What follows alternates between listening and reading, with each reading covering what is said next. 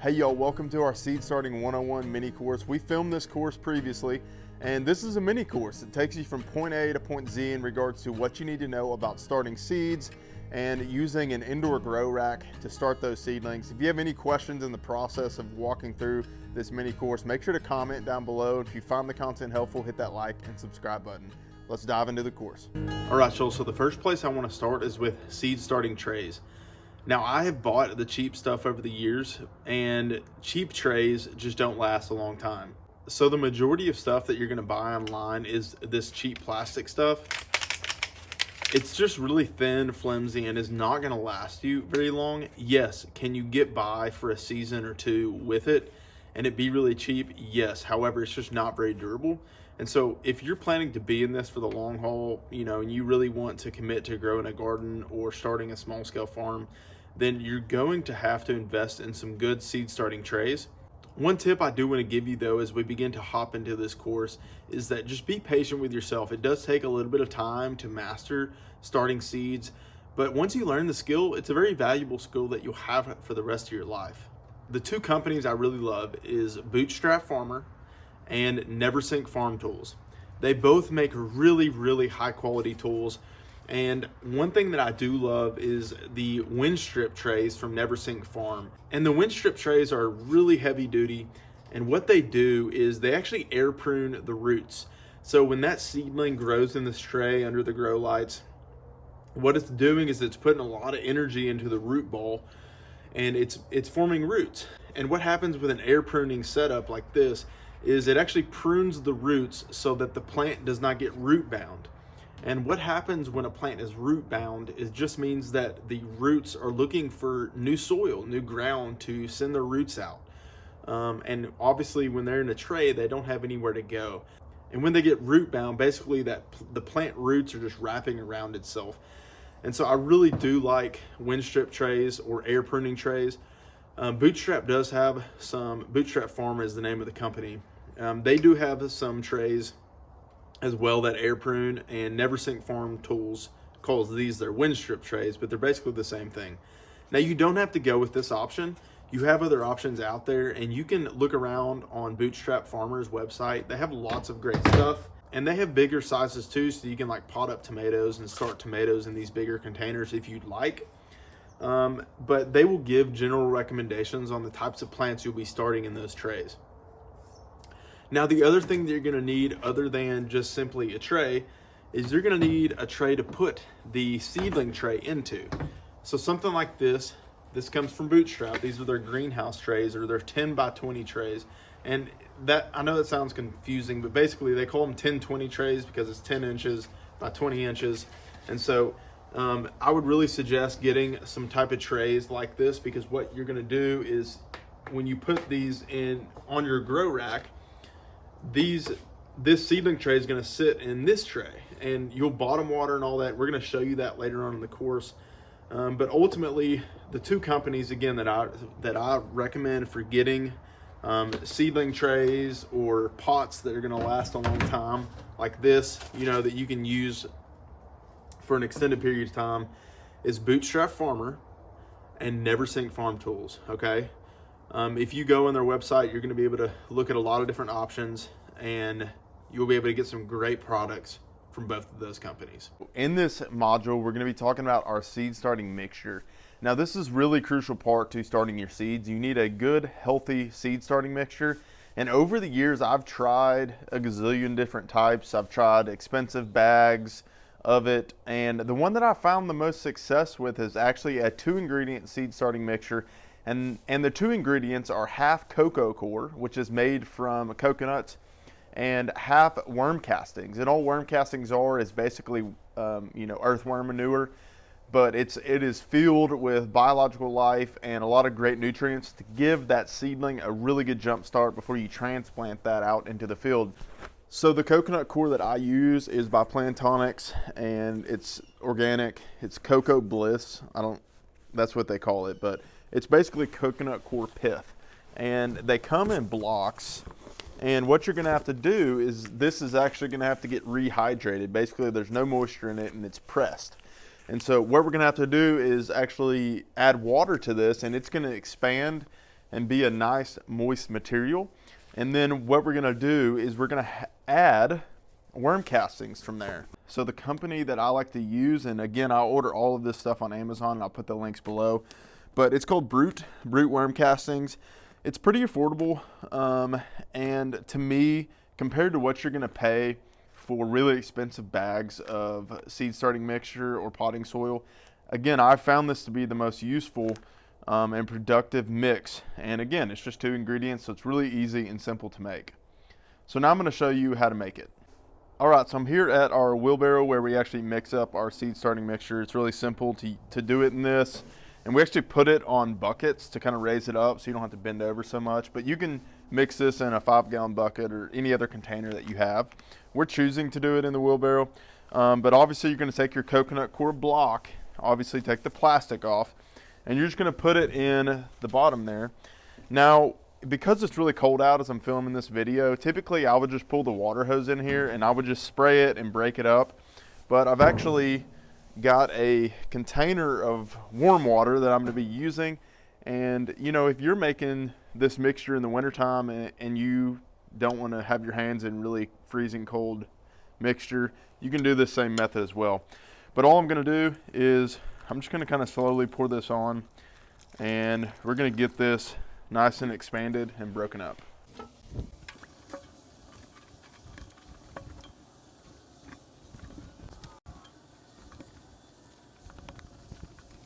All right, so as you can see here, we've gotten a lot of this broken up. Now you may still have some big chunks in there, so you just want to make sure and kind of run your hands through this and really make sure that you get all those small little pieces broken up. Okay, so now that we've got that, we are going to mix in our worm castings, and I don't measure this precisely.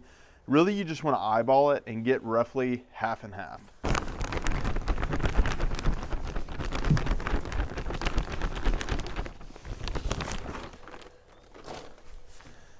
And then you're going to want to mix all that up really, really good.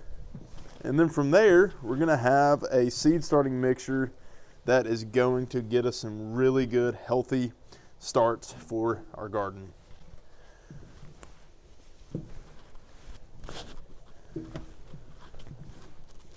All right, y'all, so in this module, I'm going to show y'all how to start seeds.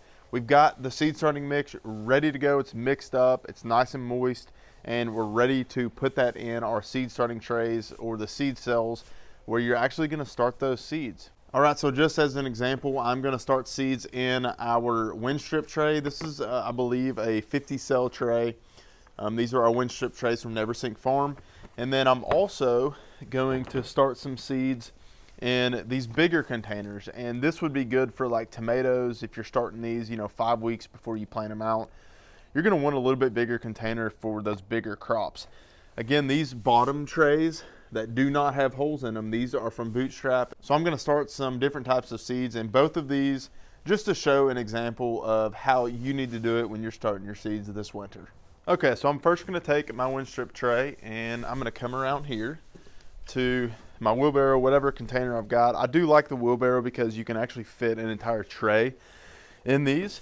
And basically all I'm going to do is start filling up these cells. So what I do love about these wind strip trays is they're so tough that you can do this.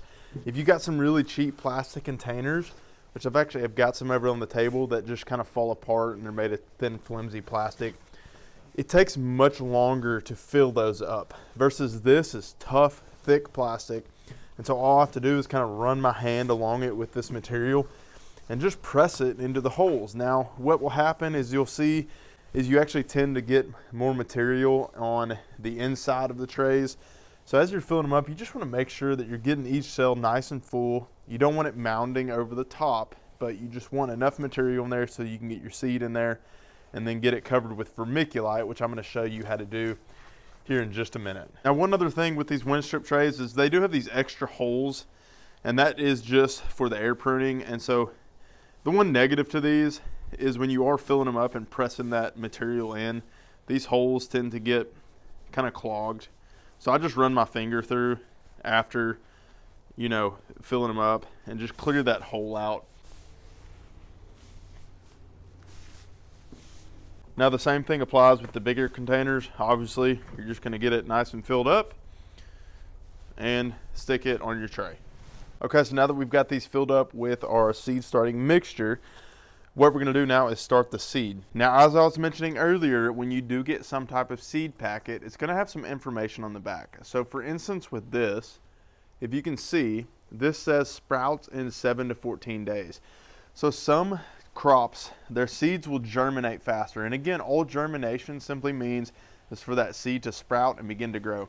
So it could take you up to 2 weeks for this to sprout. So if you have this inside once you've planted it and you're like, it's not coming up, it may take up to 2 weeks for that to happen. Again, also, this says that you need to plant the seed about 1/8 of an inch deep. So that's not very far. It also says that you need to plant this or start this indoors 6 to 10 weeks before the last frost. You see that there, your planting instructions. So as I was mentioning earlier, if your last frost date of the spring is May 1st, then you're going to want to start these in March. Or let's say if your average last frost date of the spring is April 1st, you're going to want to start these in February. So you are going to be starting seeds in the winter time, and this says start it 6 weeks prior, 6 to 10 weeks. Now this actually is a tomato variety that I like, and it's from Baker Creek Heirloom Seeds.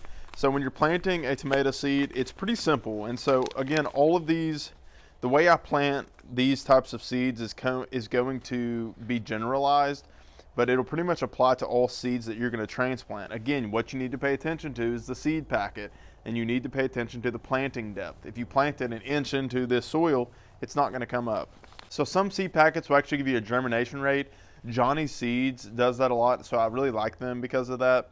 And so basically, if it has a 99% germination rate, they're basically saying if you planted 100 seeds, 99% of them will germinate. Now, when I'm planting things like tomatoes, they do have a pretty high germination rate, but at the same time, I'd like to plant 2 seeds per cell. That way, if one doesn't germinate, then likely the other one will. Now, as you can see, I'm just dropping 2 little seeds onto the surface of the soil, and that's the way I'm going to do it for now. Now what I'm going to do is just kind of press those seeds into the surface of the soil. Now I'm not measuring this perfectly, but again, I've done this a lot, and I know that just by pressing them into the surface, you're getting them down to the planting depth that they need. Now what I'm going to do from here is I'm going to take fine grade vermiculite.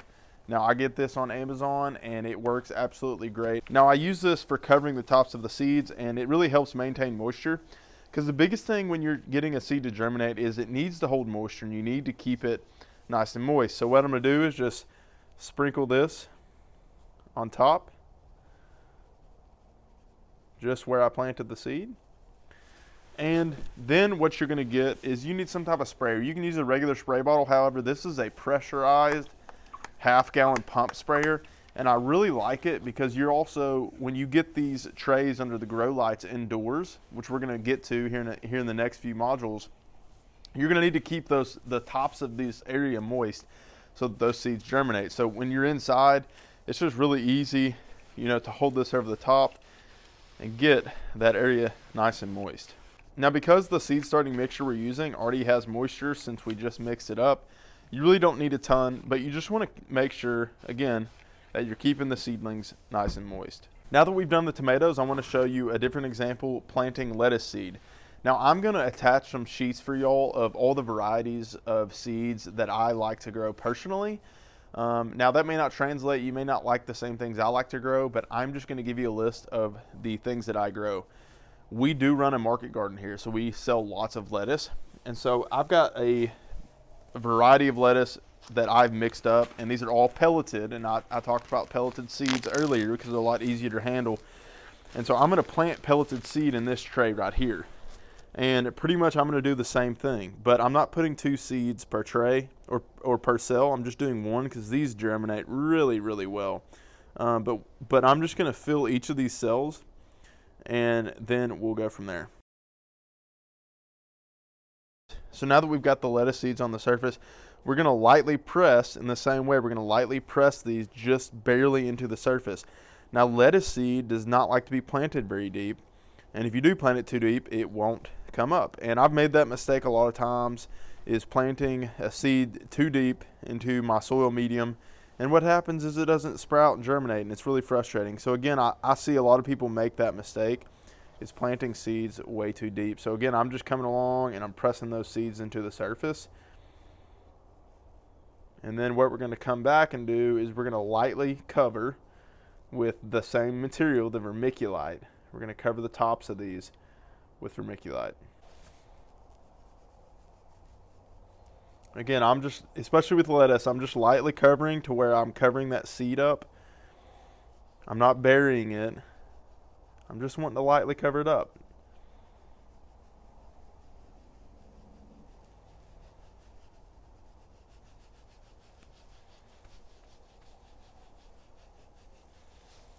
And then from there, I'm just going to give them a good little spray.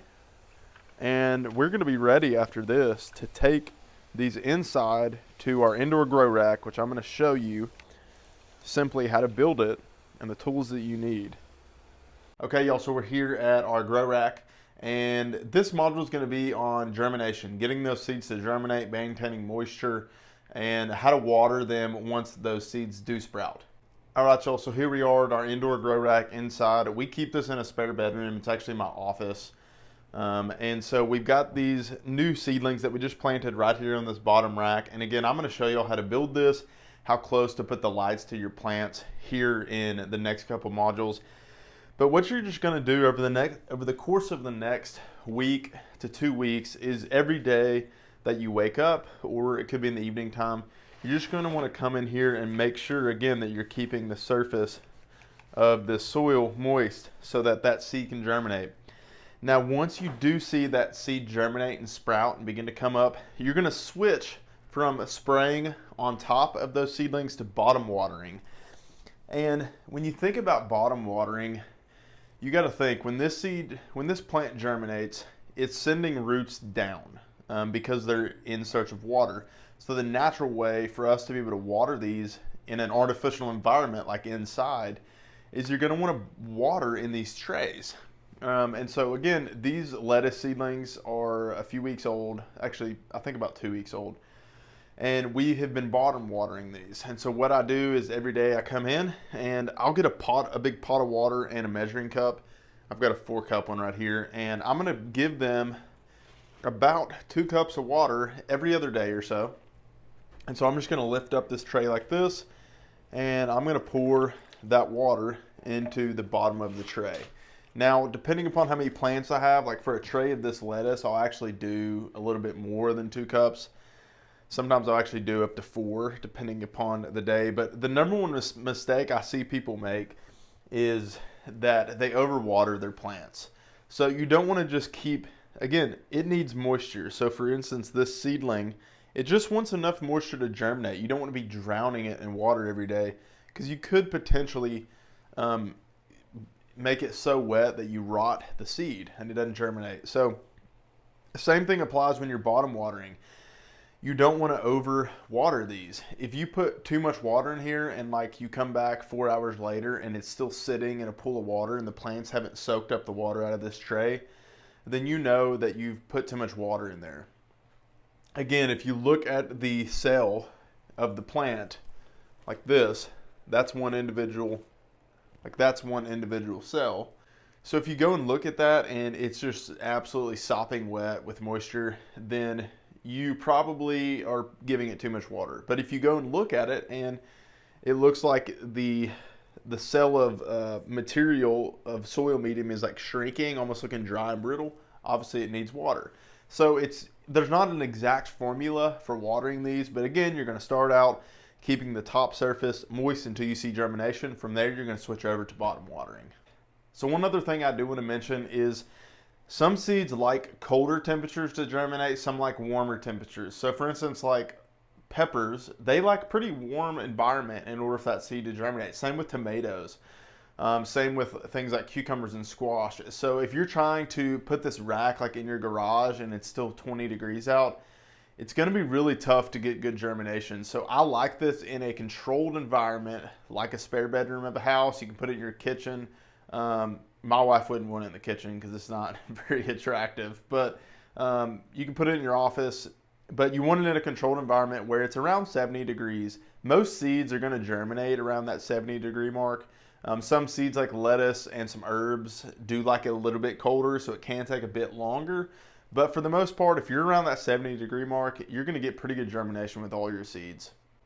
Now, one quick pro tip, if you are storing some extra seed, maybe for next year that you didn't use, you can actually put those in the freezer. You just want to make sure that they're not wet and there's no moisture on them. And you can put those in the freezer and actually they will preserve that seed for several years. I want to discuss a greenhouse versus an indoor grow rack greenhouse like you're seeing here.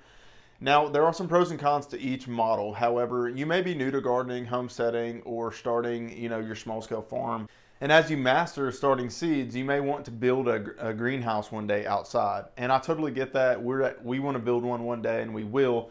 However, I think this is a very, very effective model, and I think it's actually more effective than you having a greenhouse outdoors.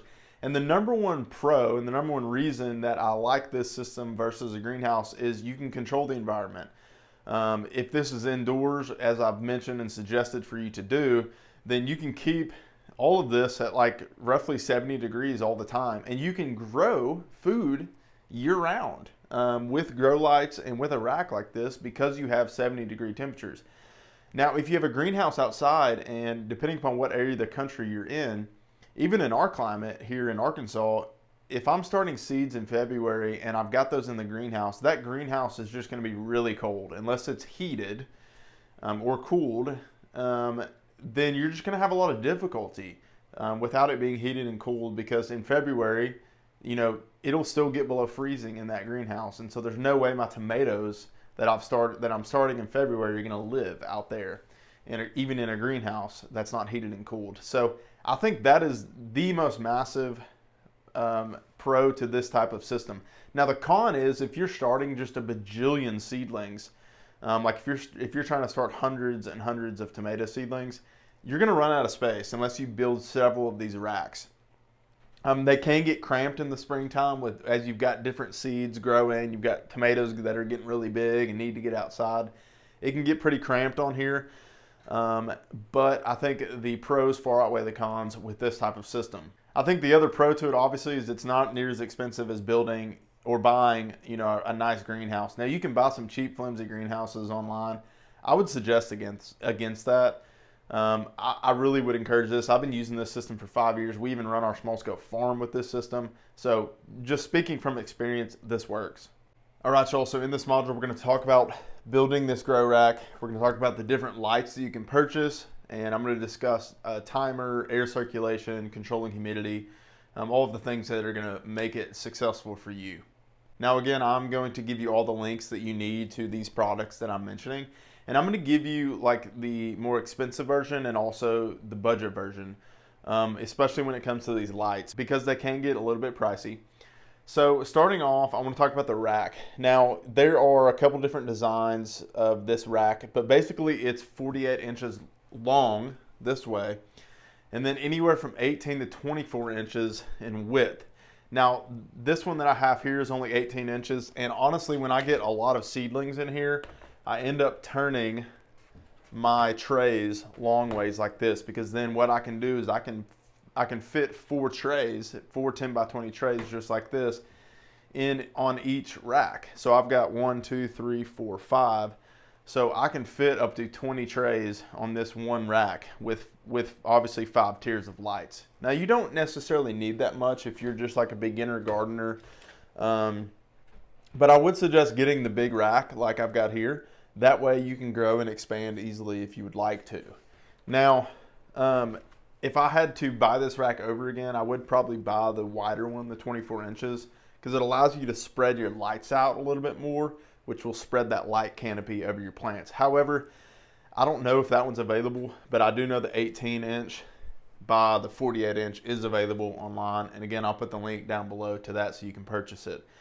But it's really simple to put together. You can just follow the directions when you get the rack itself. I do like getting these plastic things that go on each rack. So it just kind of keeps dirt from falling all over the place. I guess a con to these racks or this rack system is it can get a little dirty, so you have to vacuum more wherever you do have the rack. But now I want to talk about the lights. Now I've got multiple types of lights on this rack. I've got some cheaper budget-friendly version ones, and I've got some expensive ones. The ones on the top come from Bootstrap Farmer. And when you are purchasing these lights, you want to get the 48-inch long lights because you're extending it on a 48-inch long rack. Now these come from Bootstrap, and these are LED, but they pull very, very little energy, and they will also last a very, very long time. You can go like a really cheap route and get fluorescent lights. I actually have not done that. I bought these initially. I bought a couple of these Bootstrap lights, and I've had these for nearly 5 years. So with these, they are very strong, and so you don't want your plants to be like right up next to it. I've got probably a foot space between these Bootstrap lights and my lettuce seedlings. But these run a little over, I want to say they're like now maybe 120 bucks per light strip. So they are pricey, I will admit. But you can get some cheaper ones. And I've got these pink ones that you see here from Amazon, and they're made in China. They're flimsy, but they've really worked great for me so far.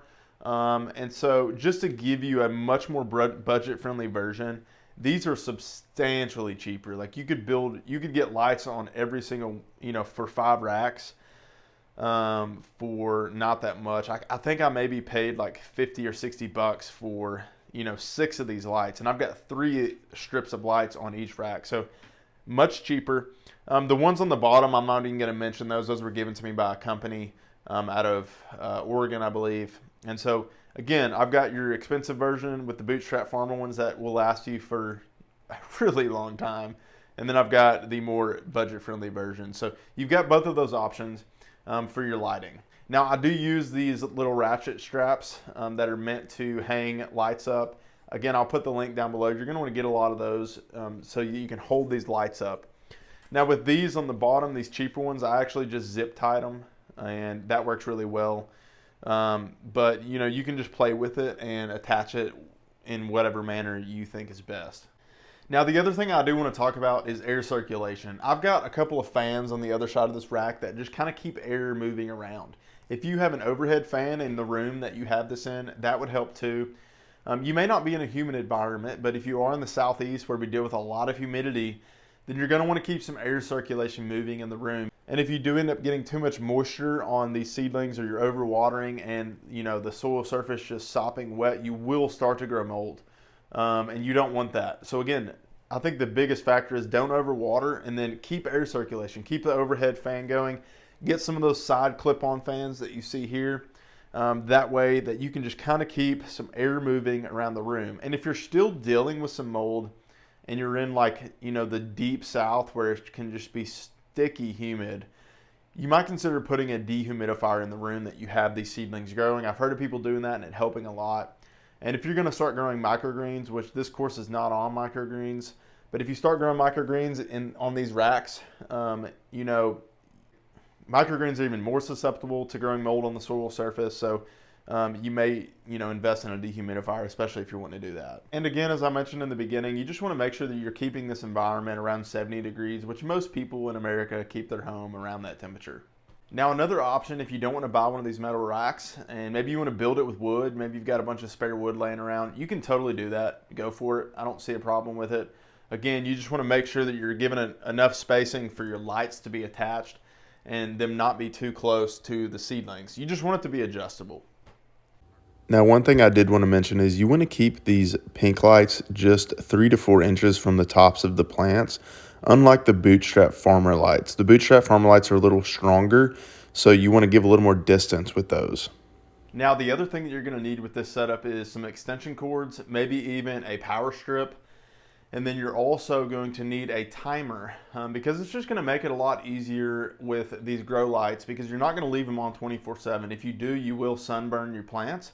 What we're doing is we're trying to mimic the outdoor environment with sunlight. And so I actually have my timer set to turn on at 6 a.m. and it goes off at 8 p.m. And that is going to mimic most people's environment, especially in the summertime when we have really long days and lots of sunlight. So again, I've got them on from 6 a.m. to 8 p.m. because we're trying to mimic that natural cycle of sunlight. All right, y'all, so I'm outside now, and this module is going to be on hardening off your seedlings.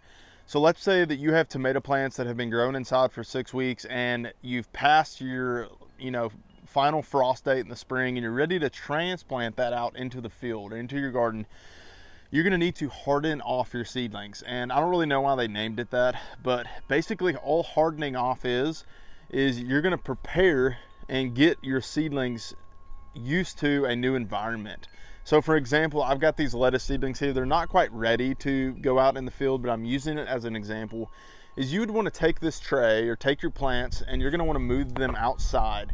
And you're only going to do it for small periods of time. So maybe do it on a weekend when you're home and get all your seedlings, and you're just going to place it outside to where it's getting direct sunlight. And maybe do it in the morning time so it's not just getting hammered by the sun immediately. And let it sit outside for maybe 2 or 3 hours and then pull those seedlings back inside. Now the next day you can take it out and maybe leave them out there for 5 hours, maybe from morning to after lunch. Put them back inside again, and then the next day let them sit out from all day, 8 to 5 o'clock. And then put them back inside, and then the very next day leave them out all day and then all night. And then from there, your seedlings pretty much should be ready to go out in the field. If you don't go through this process, what you're gonna do is you're gonna really shock your plants. Because they've been in such a controlled environment, then you put them out in the cold, harsh field where the wind blows and the rain hammers down on the plants, they're gonna go into shock, so to speak, and it's really gonna stunt the growth of that plant. So that's what hardening off is, and you're gonna make sure that you do that so that you get optimal growth from the seedlings you've put so much energy and effort into growing. Now, one pro tip with hardening off your seedlings is you just want to make sure that you're aware of the weather. Like if you're going to get a big strong spring thunderstorm and you leave your seedlings out there, like that's just going to be really, really hard on them. So make sure you do it on a nice day or maybe an overcast day to where you don't have a big thunderstorm that just rains down hell onto your seedlings. The other thing to be aware of, if it is really sunny and it's a warm day, you want to make sure that your seedlings don't dry out. Again, that's why I do suggest you being home when you do this, and just check on them every hour or so to make sure that they're maintaining moisture and that the seedlings won't dry out.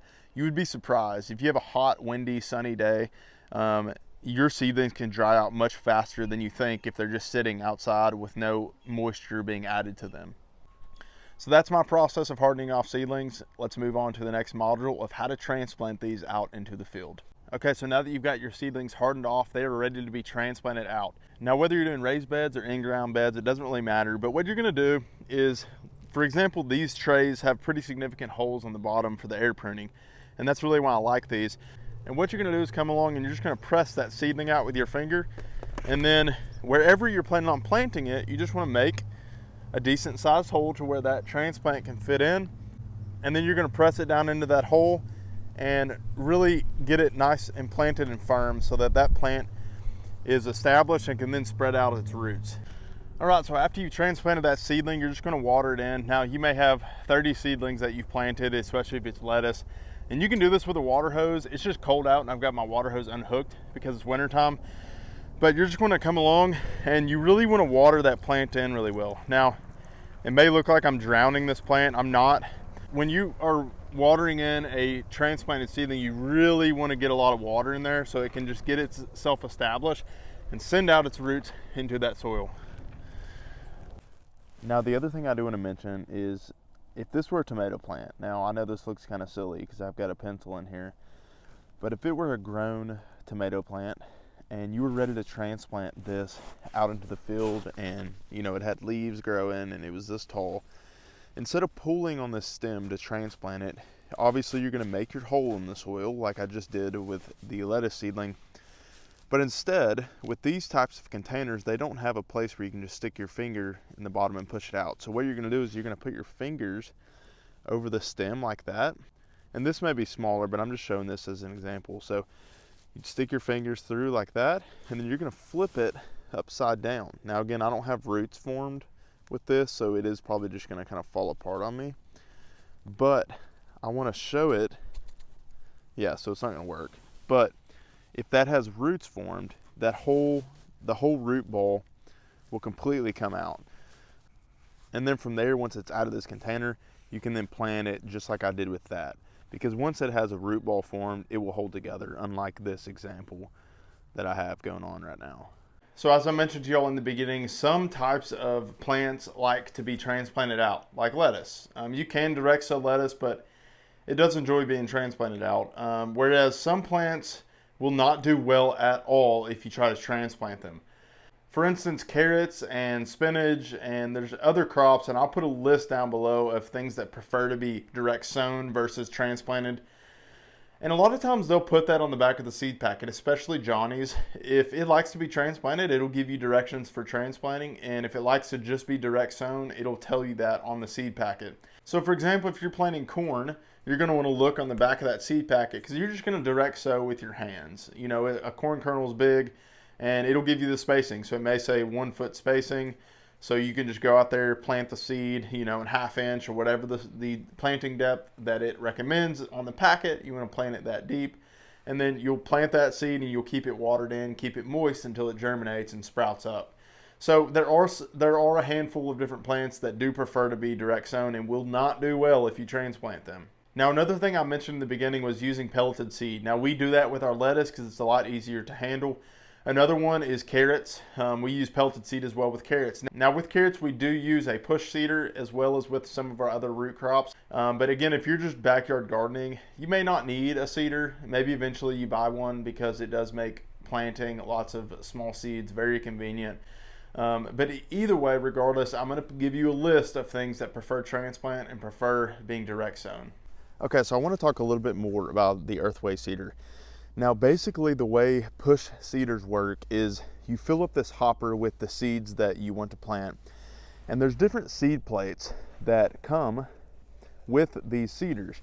And what the seed plate does is it's like a sprocket, and it has little holes that catch the seed. So obviously you're gonna have different sizes of sprockets based upon what seed you're planting. And again, this is the earthway. This is probably one of the cheaper direct seeders or push seeders. It's about 150 bucks.